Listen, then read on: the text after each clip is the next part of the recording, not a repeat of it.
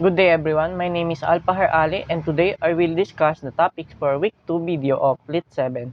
These topics are number 1, New Historicism and Cultural Materialism, 2 is Ethnic Studies and Postcolonial Criticism, and lastly, the Gender Studies, Feminism and Queer Theory.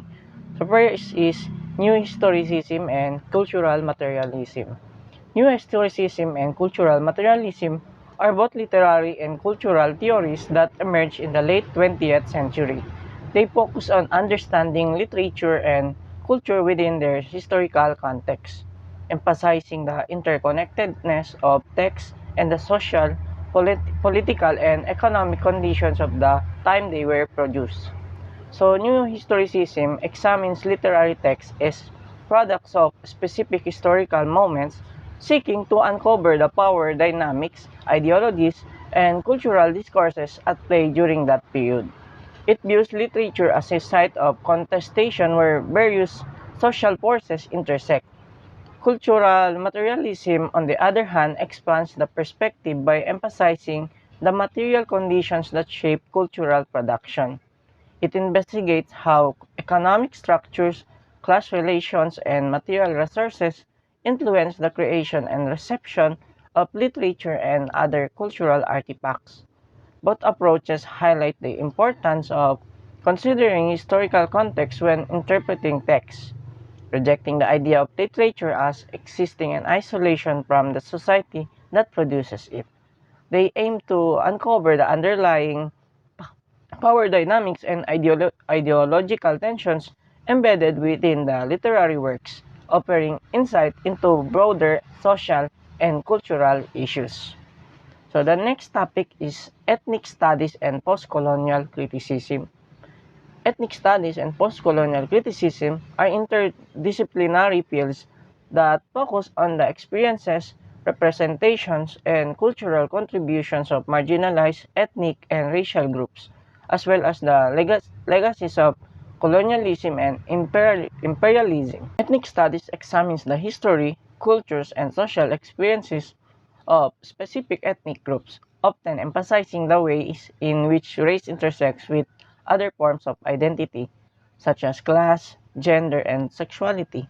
It seeks to challenge dominant narratives and address social inequalities by centering the perspectives of historically marginalized communities. Postcolonial criticism, on the other hand, analyzes the literature and culture produced in or influenced by former colonial societies, exploring themes of power, resistance, identity, and cultural hybridity. It critiques the legacies of colonialism, imperialism, and globalization, highlighting the ways in which these forces continue to shape contemporary societies and cultural production.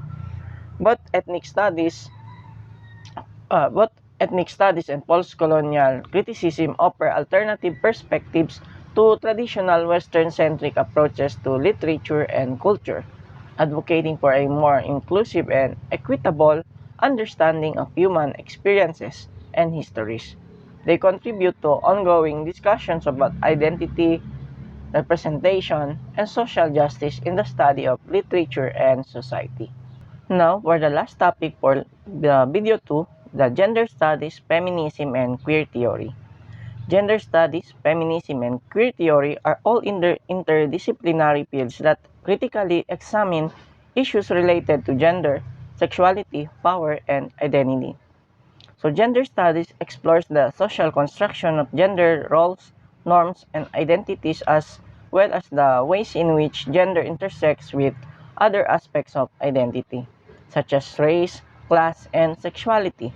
It seeks to understand how gender shapes individuals' experiences, behaviors, and opportunities, and how it operates within social or various social, cultural, and historical contexts.